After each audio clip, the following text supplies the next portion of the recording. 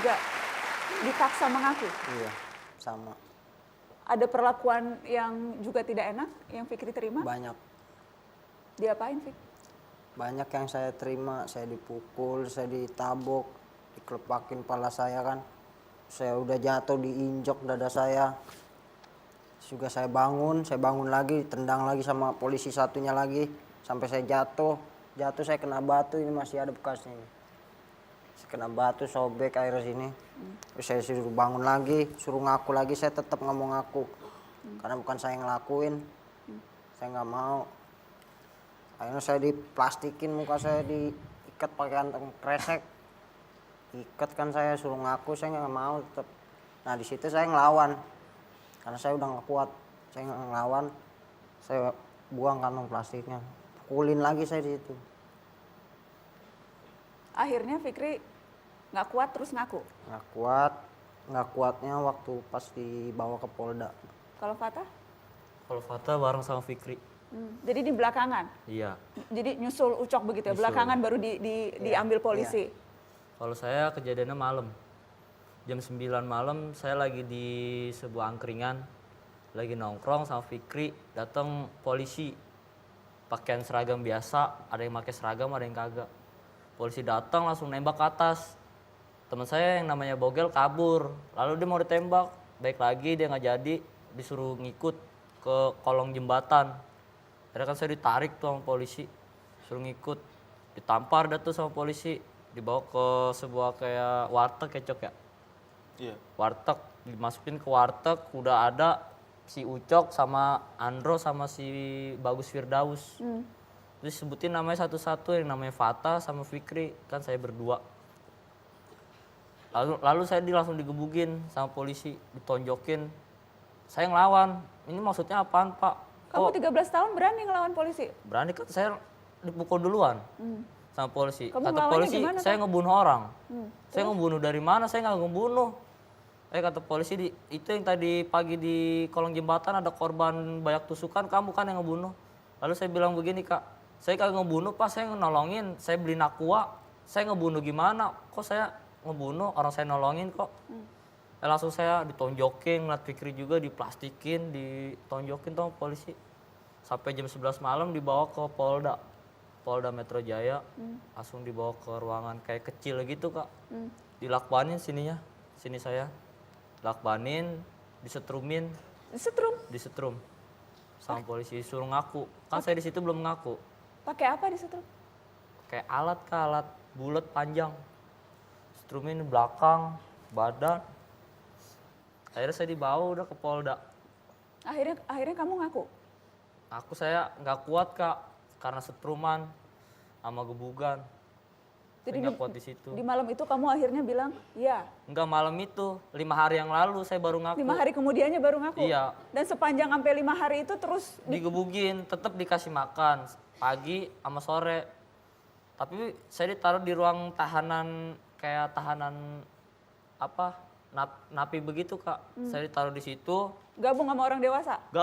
Digabungin sama orang dewasa, lalu paginya orang tua datang. Paginya, siangnya saya dibon lagi di ruang penyidik, disuruh ngaku lagi. Dipukulin lagi? Dilakbanin lagi muka saya. Akhirnya saya nggak ngaku, sampai 5 hari baru saya ngaku, karena saya ngaku nggak kuat. Saya kan dulu masih kecil, 13 tahun. Sekarang kamu berapa? Sekarang udah 18. 18, masih kecil juga sih 18 tahun itu. tapi luar biasa kuat ya. Kita kasih tepuk tangan dong untuk teman-teman ini. Luar biasa kuat. Baik, dan teman-teman adik-adik ini kan didampingi oleh LBH Jakarta ya. Iya. Ada Oki Wiratama Siagian. Mbak Oki, terima kasih sudah hadir di Mata Najwa. Terima kasih juga sudah membela adik-adik ini LBH Jakarta. Jadi mereka karena pengakuannya akhirnya divonis, ada yang 2 tahun 7 bulan, ada yang paling berat rata-rata vonisnya berapa Mbak Oki? Hampir 3 tahun. 3 tahun. 2 tahun 7 bulan. 2 tahun 7 bulan. Dan upaya hukum yang dilakukan sampai kemudian akhirnya MA memutuskan mereka tidak bersalah. Ya, sejak awal, sejak tahun 2013 memang kasus-kasus pengamen Cipulir ini didampingi oleh Lembaga Bantuan Hukum Jakarta hingga pada saat divonis di PN Jakarta Selatan dinyatakan terbukti bersalah, lalu LBH Jakarta kami mengajukan banding, banding juga dikuatkan putusannya, kami mengajukan kasasi juga di NO, hingga mengajukan PK, peninjauan kembali, hingga akhirnya pada putusan PK, putusan yang paling terakhir, anak-anak pengamen Cipulir ini dimenangkan dan dinyatakan tidak terbukti bersalah. Tidak bersalah. Ya. Dan itu terutama saya ingat terutama karena ada pengakuan pelaku sesungguhnya yang kemudian mengaku bahwa yang membunuh korban adalah dia, begitu kan ya? Betul. Iya. Oke. Pelaku sesungguhnya ini ditemukan oleh keluarga korban maupun juga dengan LBH Jakarta, bersama-sama kami menemukan pelaku sesungguhnya, jadi bukan pihak kepolisian yang menemukan, tapi dari LBH Jakarta yang menemukan. Lalu pelaku ini yang berinisial I ini akhirnya bersama-sama dengan kami, kita bawa ke Polda Metro Jaya, namun ditolak oleh pihak kepolisian di Polda Metro Jaya dengan alasan sudah ada vonis terhadap anak-anak ini, seperti itu. Karena ditolak dari Polda Metro Jaya, akhirnya kami memutuskan untuk pergi ke Kompolnas, Komisi Kepolisian Nasional. Lalu dari Kompolnas akhirnya mendesak pihak Polda Metro Jaya untuk segera memproses kasus salah tangkap ini. Dan saya tertarik karena di putusan PK-nya itu spesifik Mahkamah Agung mengatakan ya penyiksaan memang dialami oleh adik-adik kita ini. Betul sekali. Di putusan tingkat terakhir di peninjauan kembali, uniknya hakim mempertimbangkan bahwa memang telah terjadi adanya penyiksaan terhadap klien kami. Mengingat bahwa klien kami ini pada waktu itu merupakan anak-anak ya, jadi memang anak-anak masih gampang ditakut-takuti. Itu pertimbangan dari hakim yang memutus perkara ini. Oke. Dan setelah bebas, mereka mengajukan ganti rugi, sesuatu yang sangat wajar dan seharusnya memang didapatkan. Tapi ganti ruginya pun ditolak. Betul sekali. Jadi pada bulan Juni 2019 kami dari LBH Jakarta bersama dengan anak-anak pengamen Cipulir mengajukan ganti kerugian atas putusan bebas. Berapa persisnya yang diminta ganti ruginya, Mbak? Sekitar 700 juta untuk keempat orang anak ini. Nah, nilai dari 700 juta tersebut terdiri dari kerugian material maupun juga kerugian imaterial. Kerugian material Menurut saya terlalu kecil tuh Mbak 700 juta. Untuk anak usia 13 tahun yang disiksa, yang kemudian harus kehilangan kesempatan sekolah, belum lagi nama baiknya, 700 juta terlalu kecil itu. Iya nggak sih?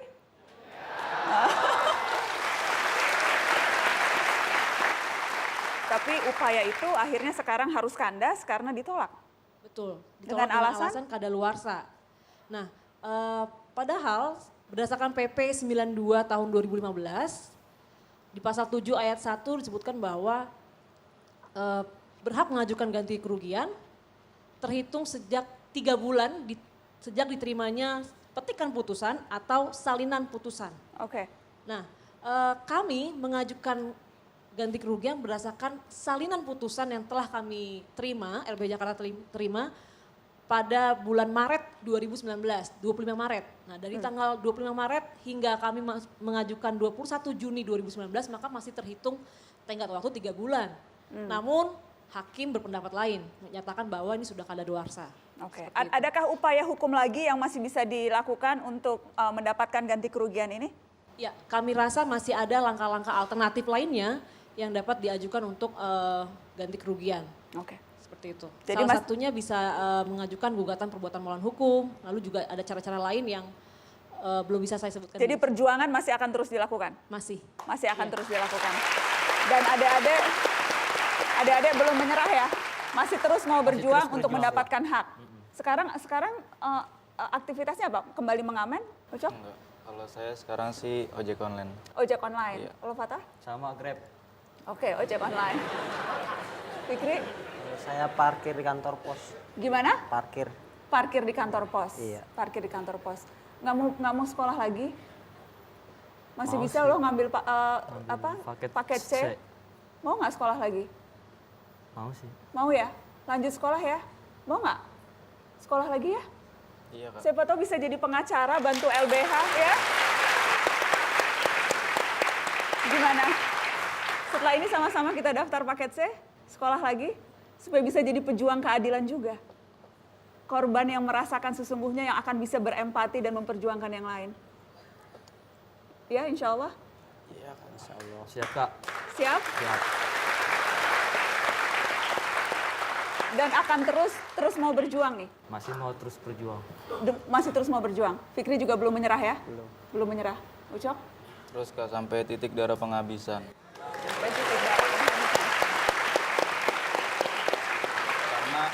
Karena saya ngambil prinsipnya itu dari bendera merah putih, Kak. Bendera merah putih? Iya, merah itu berani, putih itu suci. Jadi berani karena benar. Gak mungkin dong saya berani karena kalau saya salah saya berani kan nggak mungkin. Berani karena benar. Iya. Apa yang mau disampaikan, Fatah? Sudah sangat cukup. Cukup. Fikri? Cukup. Oke. Dan kita akan sama-sama mengawal kasus ini. Dan rasanya pemirsa Mata Najwa juga akan mengawal kasus ini sama-sama bersama LBH. Selamat berjuang adik-adik. Tetap di Mata Najwa, kami kembali sesaat lagi.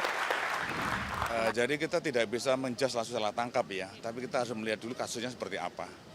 Kasusnya apa sih? Yang pertama ada laporan temuan mayat ya di sana. Kemudian polisi ngapain? Penyelidikan di sana.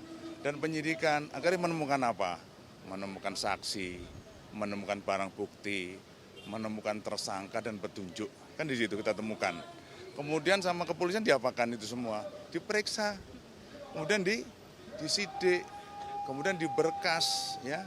Semua diberkas perkara dikirim ke kejaksaan. Kemudian jaksa nyatakan apa? Bahwa bukti material dan formil terpenuhi. Akhirnya diberikan P21. Kalau udah P21 apa tanggung jawabnya polisi?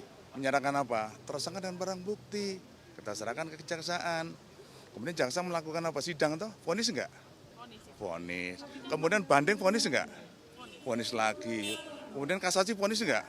Nah, baru di PK di situ. Jadi tugas polisi selesai. Kan ada propam, silakan.